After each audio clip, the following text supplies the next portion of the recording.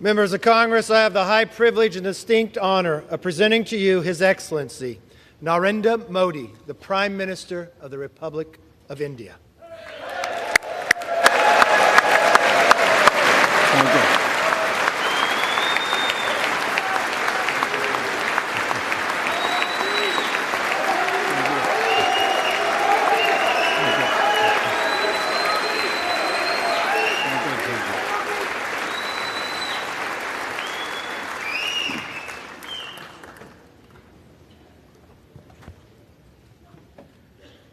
Mr. Speaker, Madam Vice President, distinguished members of the U.S. Congress, ladies and gentlemen, Namaskar.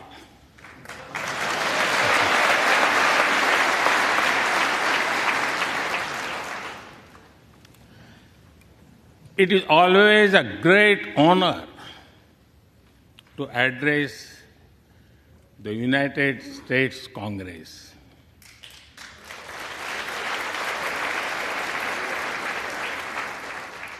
It is an exceptional privilege to do so twice.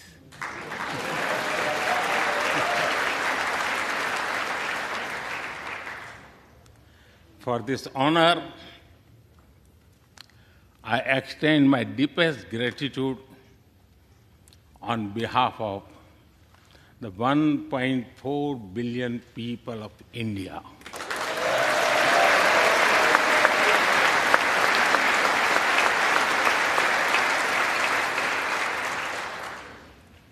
I see that nearly half of you were here in 2016. I feel your warmth as old friends. I can also see the enthusiasm of a new friends in the other half. I remember Senator Harry Reid, Senator John McCain, Senator Orrin Hatch, Elijah Cummings, Elsie Hastings, and others who I met here in 2016 and who are sadly no longer with us. Mr. Speaker, standing here 7 Junes ago, that is the June when Hamilton swept all the awards, I said that the hesitations of history were behind us. Now, when our era is at a crossroads, I am here to speak about our calling for this century.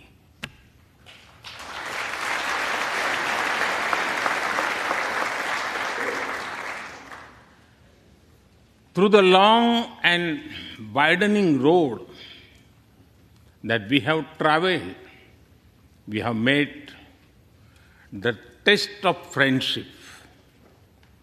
A lot has changed since I came here 7 summers ago. But a lot has remained the same, like our commitment to deepen the friendship between India and the United States.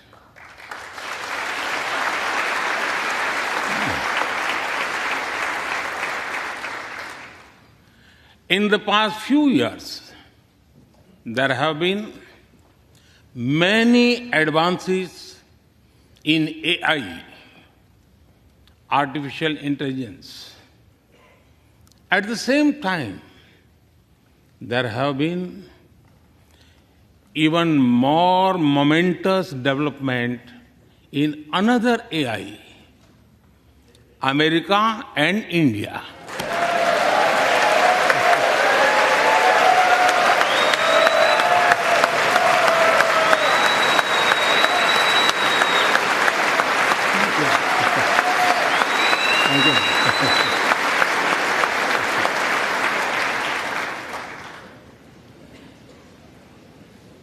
Mr. Speaker and distinguished members, the beauty of democracy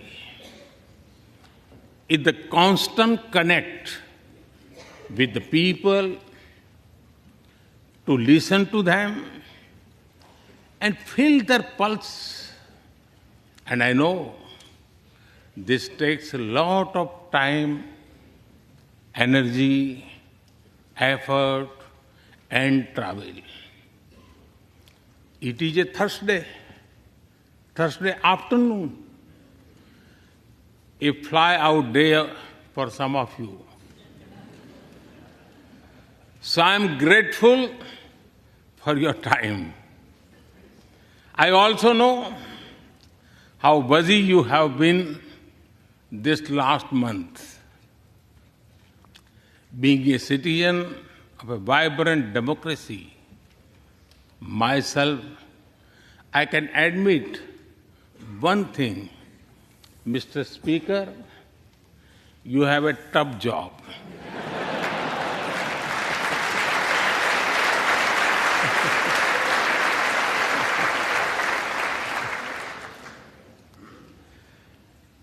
I can relate to the battles of patience, persuasion, and policy.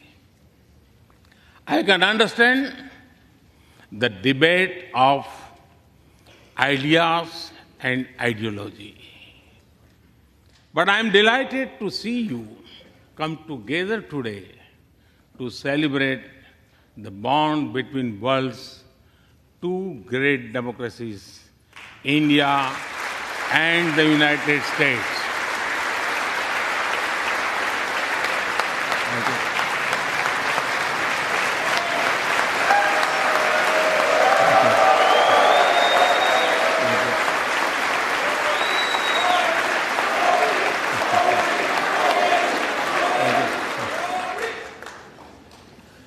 I'm happy to help out. I'm happy to help out whenever you need a strong bipartisan consensus.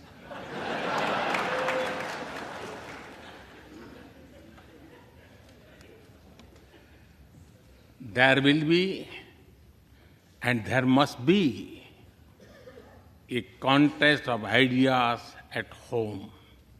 But we must also come together as one when we speak for our nation.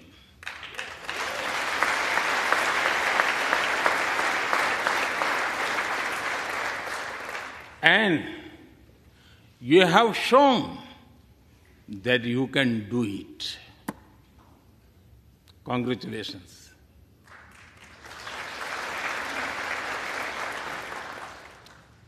Mr. Speaker, the foundation of America was inspired by the vision of a nation of equal people. Throughout your history, you embraced people from around the world, and you have made them equal partners in the American dream.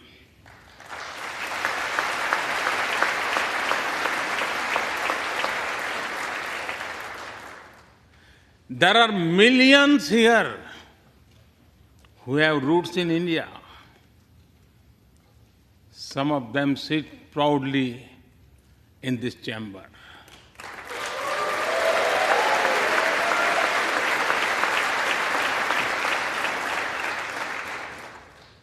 And there is one behind me who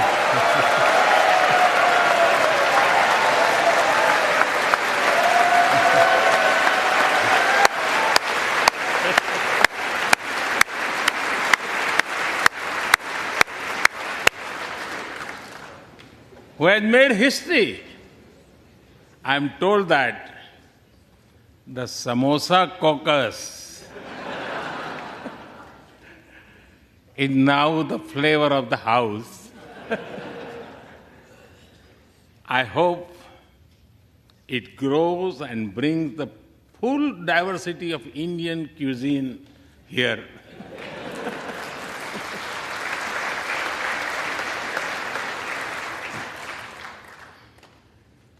Over 2 centuries, we have inspired each other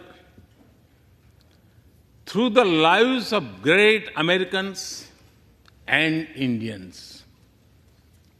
We pay tribute to Mahatma Gandhi and Martin Luther King Jr.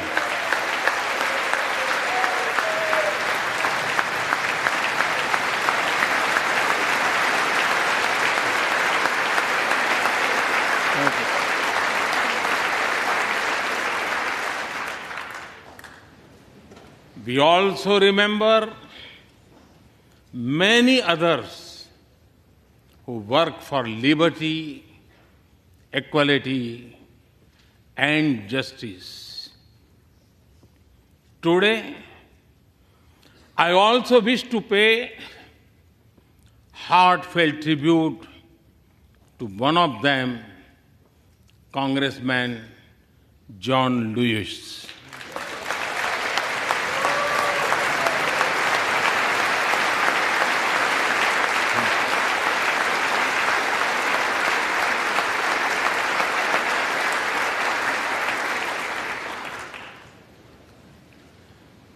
Mr. Speaker,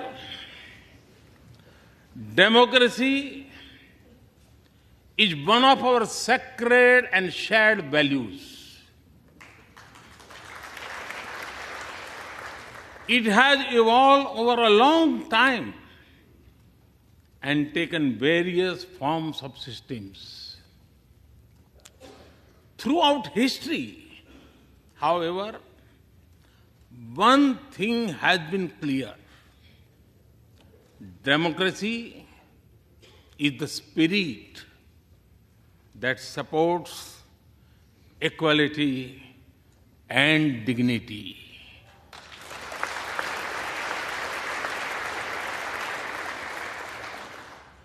Democracy is the idea that welcomes debate and discourse. Democracy is the culture that gives wings to thought and expression. India is blessed to have such values from times immemorial. In the evolution of the democratic spirit, India is the mother of democracy.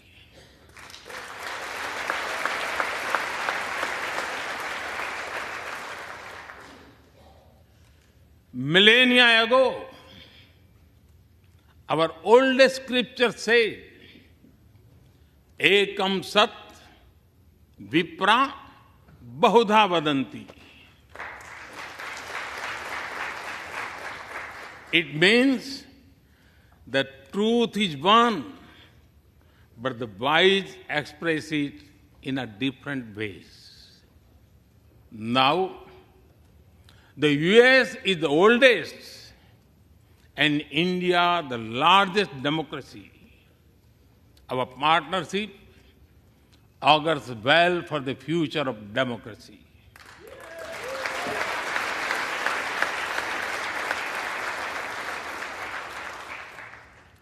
Together, we shall give a better future to the world and a better world to the future.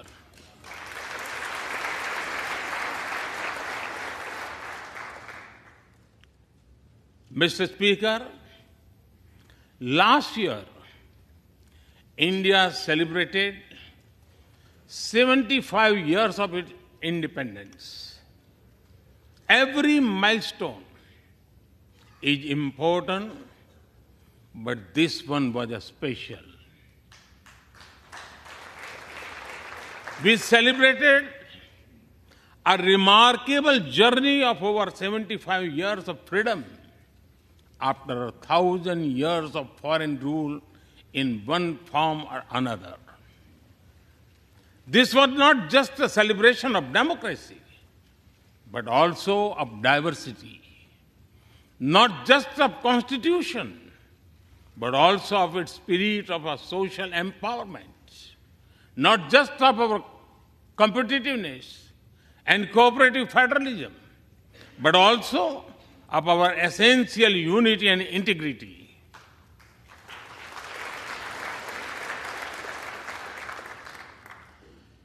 We have over 2,500 political parties.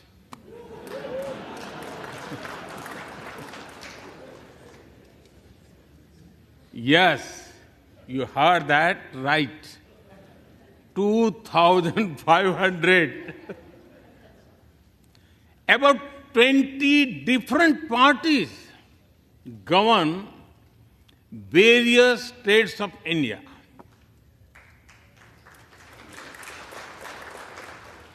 We have 22 official languages and thousands of dialects, and yet we speak in one voice.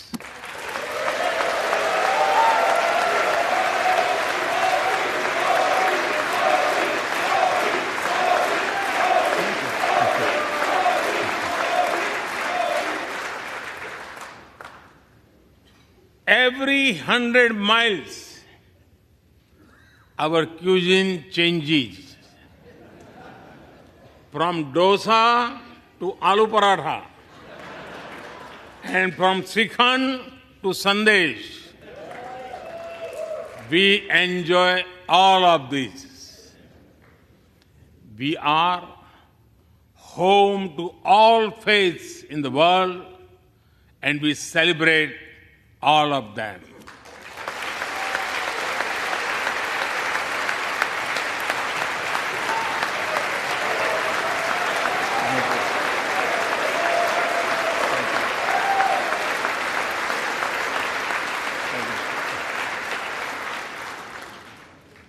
In India, diversity is a natural way of life. Today, the world wants to know more and more about India. I see that. Curiosity in this house too. We were honored to receive over 100 members of the US Congress in India over the last decade.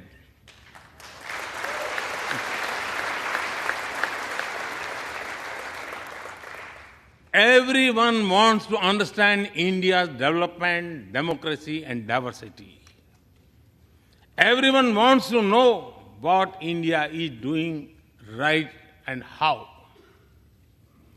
Among close friends, I'm happy to share the same. Mr. Speaker, when I first visited the US as a Prime Minister, India was the 10th largest economy in the world. 10th. Today, India is the 5th largest economy.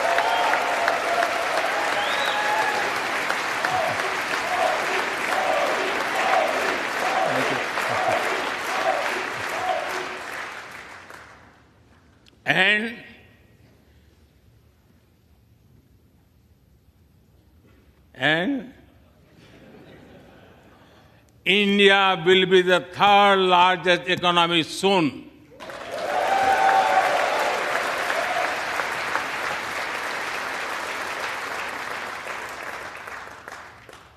We are not only growing bigger, but we are also growing faster.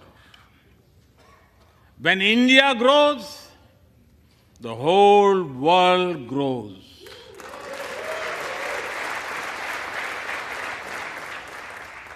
After all, we are 1/6 of the world's population. In the last century, when India won its freedom, it inspired many other countries to free themselves from colonial rule.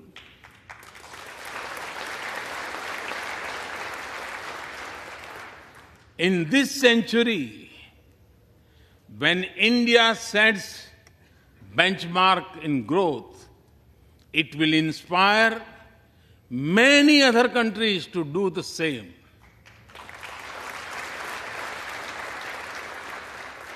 Our vision is सबका साथ, सबका विकास, सबका विश्वास, सबका प्रयास.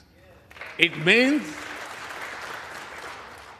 together for everyone's growth, with everyone's trust and everyone's efforts. Let me share with you how this vision is translating into action with speed and scale. We are focusing on infrastructure development. We have given nearly 40 million homes to provide shelter to over 150 million people.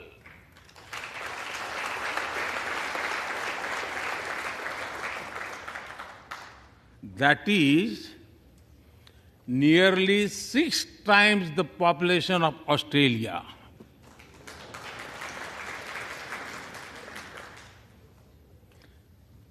We run a national health insurance program that ensures free medical treatment for about 500 million people.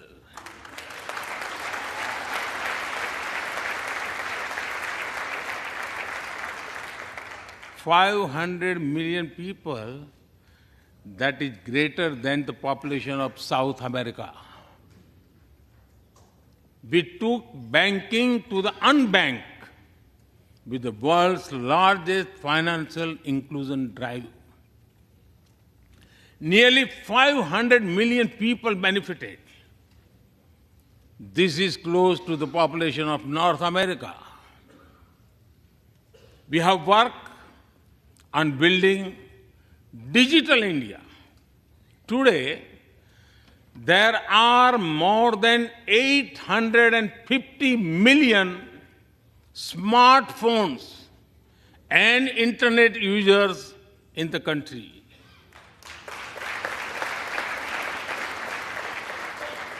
This is more than the population of Europe. We protected our people with 2.2 billion doses of made in India COVID vaccines.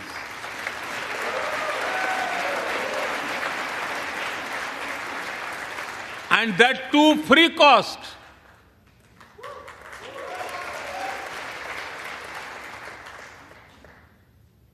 I may be running out of continent soon, so I will stop here.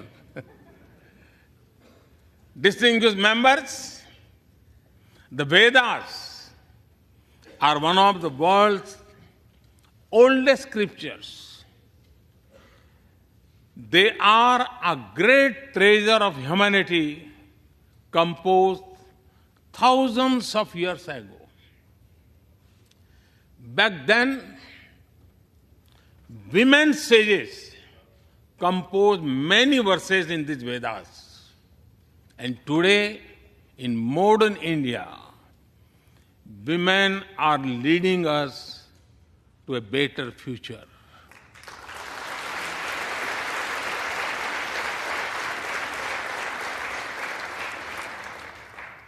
India's vision is not just of development which benefits women. It is of women-led development where women lead the journey of progress.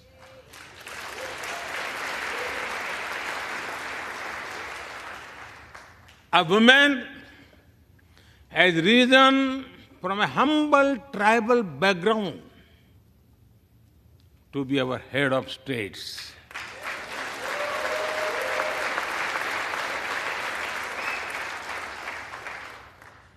Nearly 1.5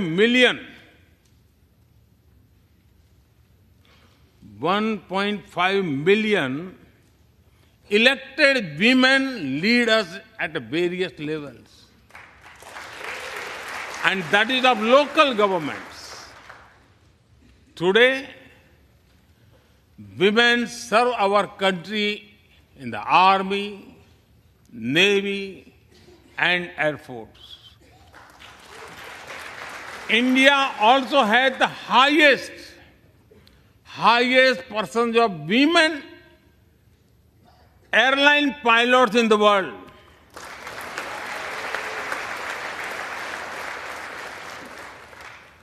And they have also put us on Mars by leading our Mars mission.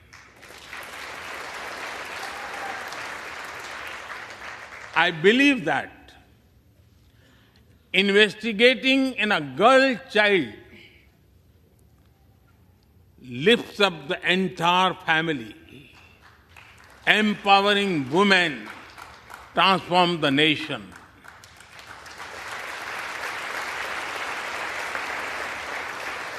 Mr. Speaker, India is an ancient nation with a youthful population. India is known for its traditions, but the younger generation is also making a hub of technology, be it creative reels on Insta or real-time payments. Coding or quantum computing, machine learning or mobile apps, fintech or data science, the youth of India are a great example of how a society can embrace latest technology. In India, technology is not about innovation, but also about inclusion. Today, digital performance are empowering the rights and dignity of people while protecting privacy. In the last 9 years, over 1 billion people got a unique digital biometric identity connected with their bank accounts and mobile phones.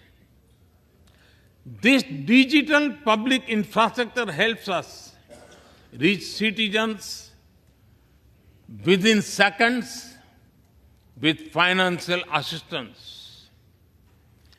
850 million people receive direct benefit financial transfers into their accounts. 3 times a year, over 100 million farmers receive assistance in their bank accounts at the click of a button. The value of such transfer has crossed $320 billion. And we have saved over $25 billion in the process. If you visit India, you will see everyone is using phones for payments, including street vendors. Last year, out of every 100 real-time digital payments in the world, 46 happened in India.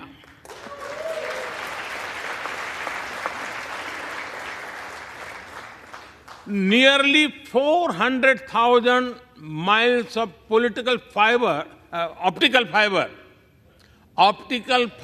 cables, and cheap data have ushered in a revolution of opportunities. Farmers check weather updates. The elderly get social security payments. Students access scholarships. Doctors deliver telemedicine. Fishermen check fishing grounds, and small businesses get loans with just a tap on their phones. Mr. Speaker, a spirit of democracy, inclusion, and sustainability defines us. It also shapes our outlook to the world. India grows while being responsible about our planet. We believe, Mata Bhumihi Putro Aham Prithviya. This means the earth is our mother and we are her children.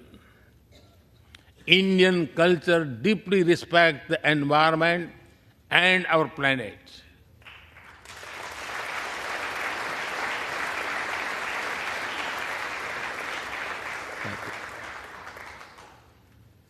While becoming the fastest growing economy, we grew our solar capacity by 2,300%. Yes, you have heard right. 2,300%.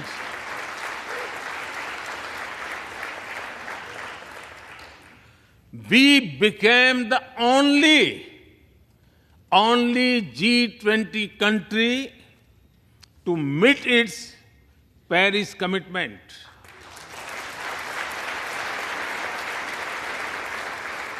We made renewables account for over 40% of our energy sources, 9 years ahead of the target of 2030. But we did not stop there. At the Glasgow summit, I proposed Mission Life, lifestyle for environment.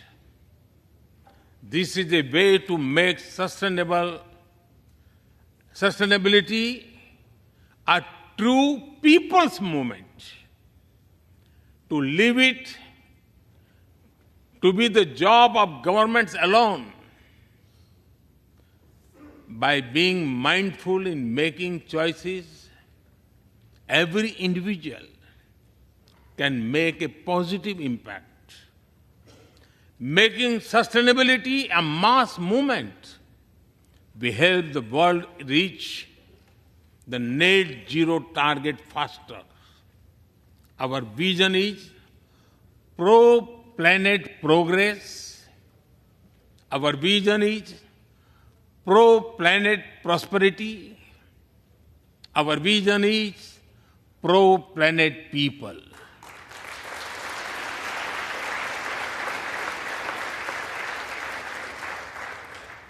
Mr. Speaker, we live by the motto of Vasudhaiv Kutumbakam, or the world is one family.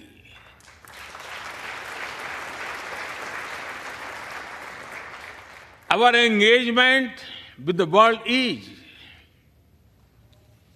for everyone's benefit. The one sun, one world, one grid seek to join us. All is connecting the world with clean energy.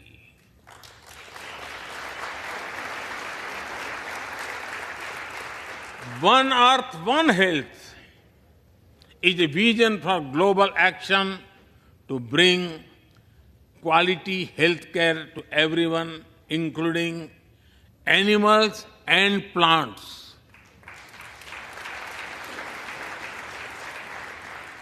The same spirit is also seen in the theme when we chair the G20, One Earth, One Family, One Future. We advance the spirit of unity through yoga as well. Just yesterday, the whole world came together to celebrate the International Day of Yoga.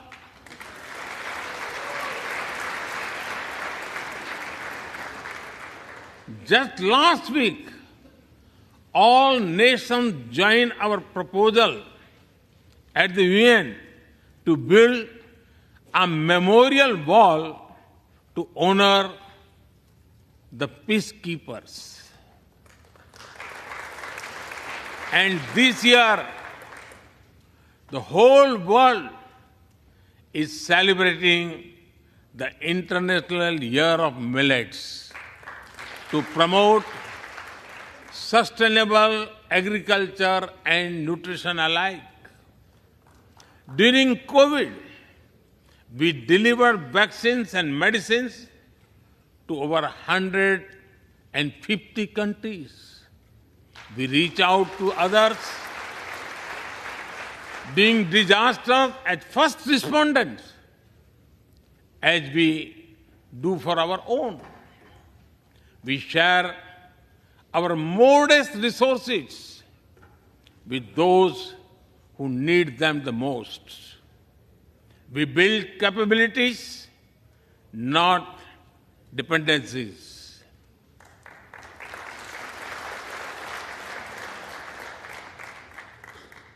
Mr. Speaker, when I speak about India's approach to the world, the United States occupy a special place. I know. Our relations are of great importance to all of you. Every member of this Congress has a deep interest in it. When defense and aerospace in India grow, industries in the state of Washington, Arizona, Georgia, Alabama, South Carolina, and Pennsylvania thrive.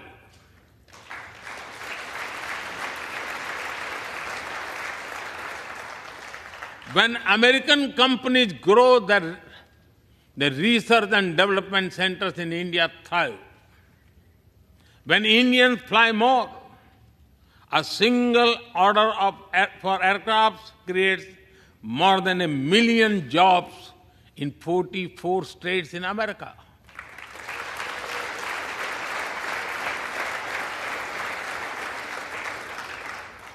When an American phone makers invest in India, it creates an entire ecosystem of jobs and opportunities in both countries. When India and US work together on semiconductors and critical minerals, it helps the world in making supply chains more diverse, resilient, and reliable.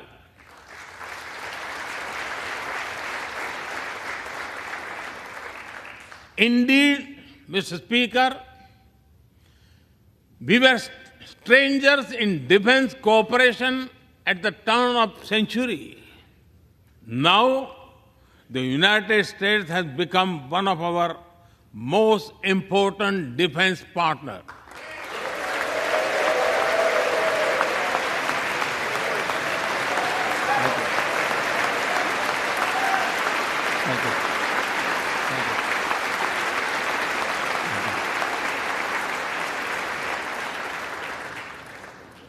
Today, India and the US are working together in space and in the seas, in science and in semiconductors, in startups and sustainability, in tech and in trade, in farming and in finance, in art and artificial intelligence, in energy and education, in healthcare and humanitarian efforts.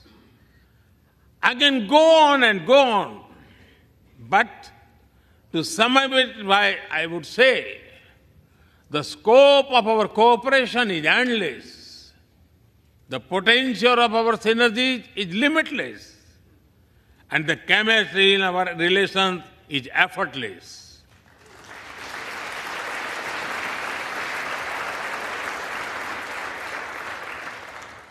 In all this, Indian Americans have played a big role.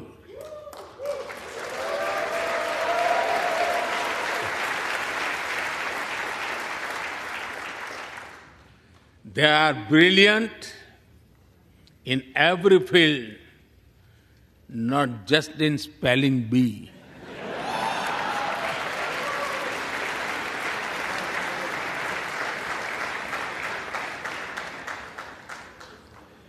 With their hearts and minds, talent and skills, and the love for America and India, they have connected us.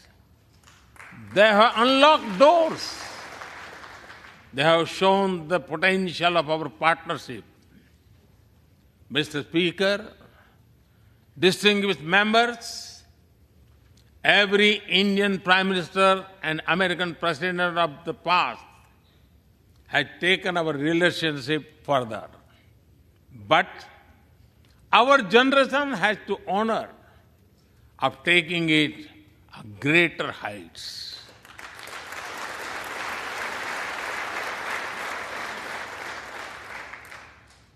I agree with President Biden that this is a defining partnership of this country because it serves a larger purpose. Democracy, demography, and destiny give us the purpose. One consequence of globalization has been to cover over concentration of supply chains. We will work together to diversify, decentralize, and democratize supply chains.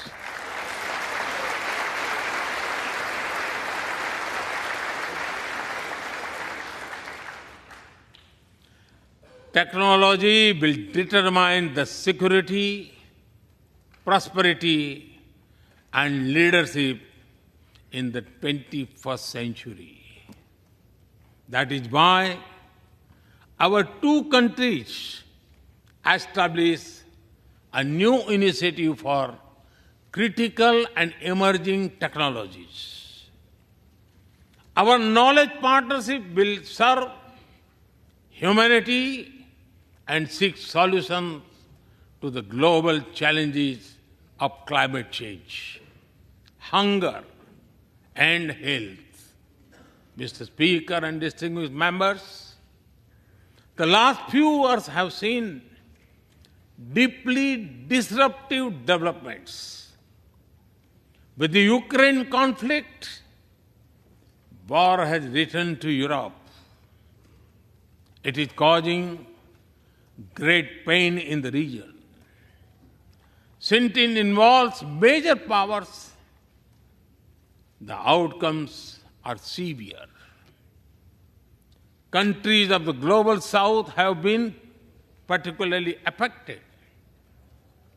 The global order is based on the respect for the principle of the UN Charter, peaceful resolution of disputes, and respect for sovereignty and territorial integrity.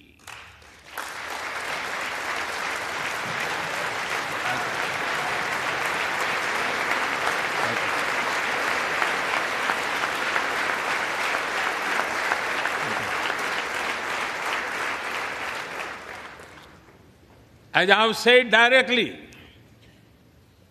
and publicly, this is not an era of war.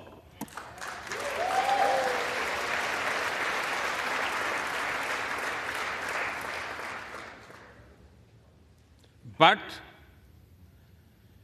it is one of dialogue and diplomacy.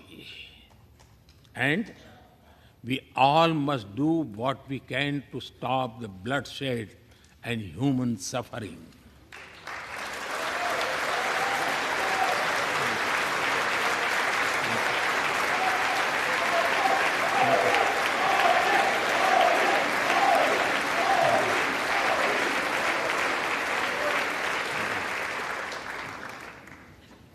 Mr. Speaker,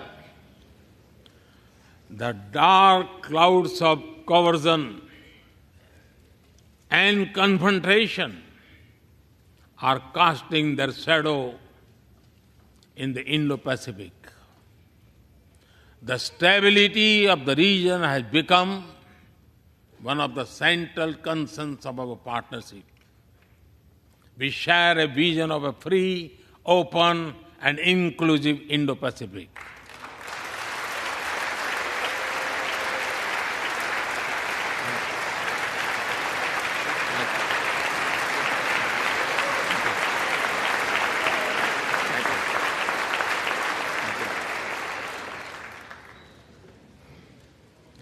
Connected by secure seas, defined by international law, free from domination, and anchored in ASEAN centrality.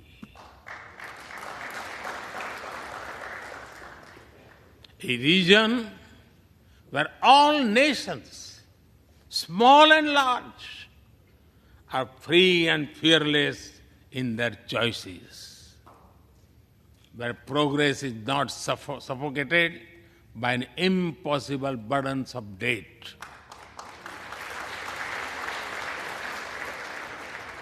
Where connectivity is not leveraged for strategic purposes, where all nations are lifted by the high tide of shared prosperity. Our vision does not seek to contain or exclude, but to build a cooperative region of peace and prosperity. We work through regional institutions and with our partners from within the region and beyond. Of this, Quad has emerged as a major force of good for the region.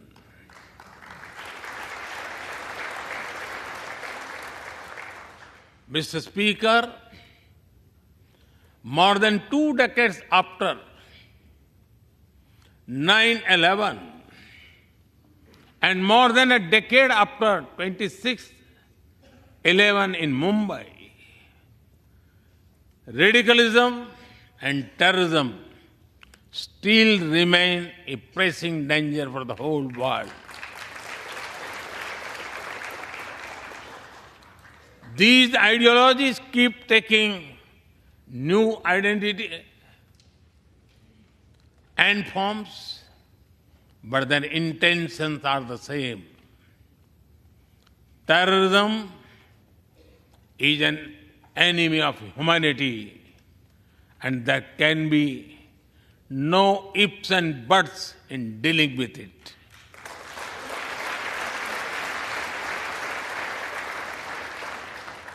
We must overcome all such forces sponsoring and exporting terror.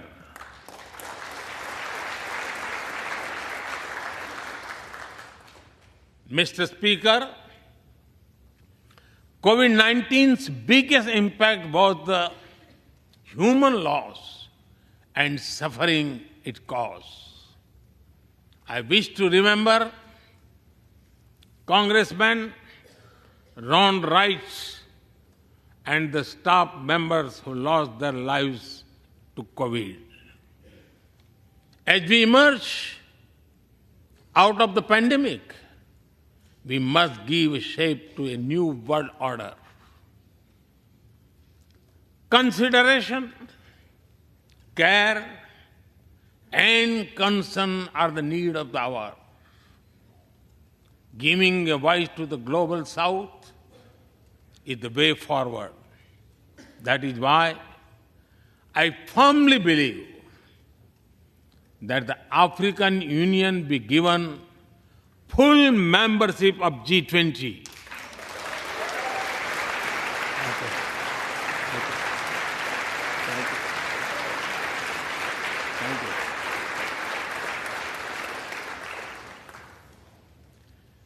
We must revive multilateralism and reform multilateral institutions. With better resources and representation that applies to all our global institutions of governance, especially the United Nations. When the world has changed, our institutions too must change, or risk getting replaced by a world of rivalries without rules. In working for a new world order based on international law, our two countries will be at the forefront as partners.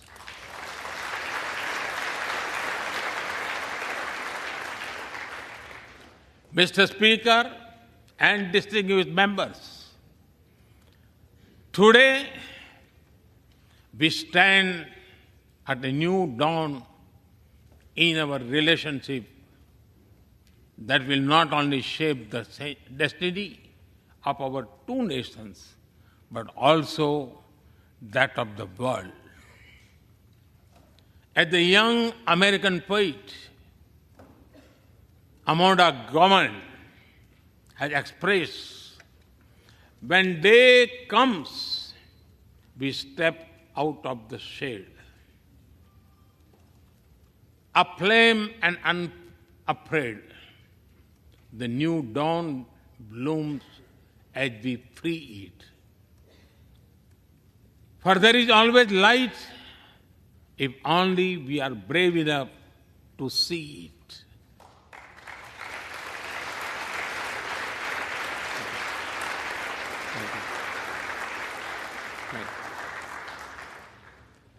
Our trusted partnership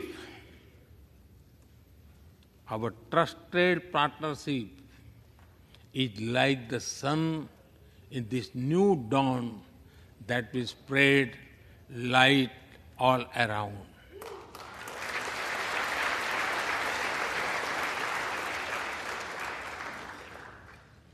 I am reminded of a poem that I once wrote. आसमान में सिर उठाकर घने बादलों को चीर कर रोशनी का संकल्प ले, अभी तो सूरज उगा है।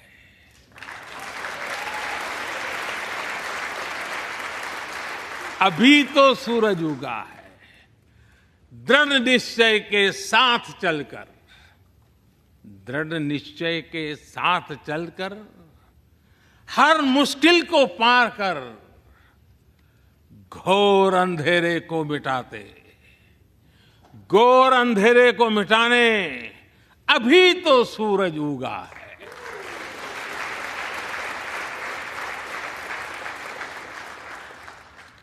If I were to say it in English, it would be rising its head in the skies, piercing through the dense clouds with the promise of light. The sun has just risen, armed with a deep resolve, overcoming all the odds to dispel the forces of darkness. The sun had just risen.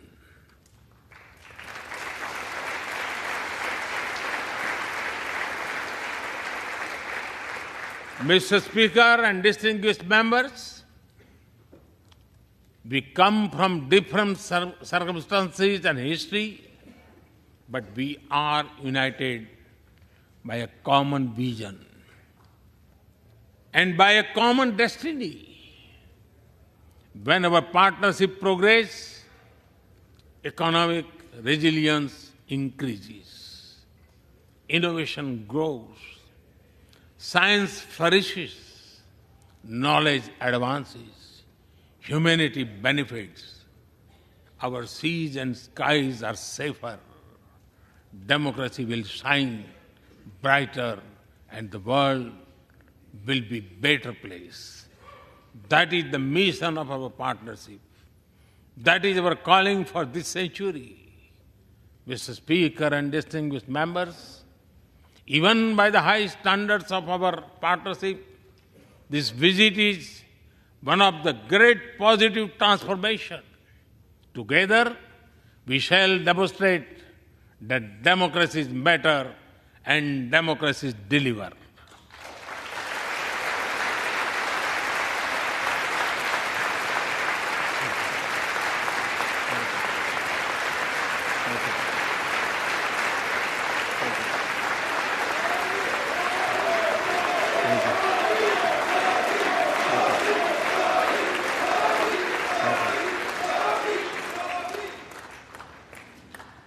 I count on your continued support to the India-US partnership. When I was here in 2016, I said that our relationship is primed for a momentous future. That future is today.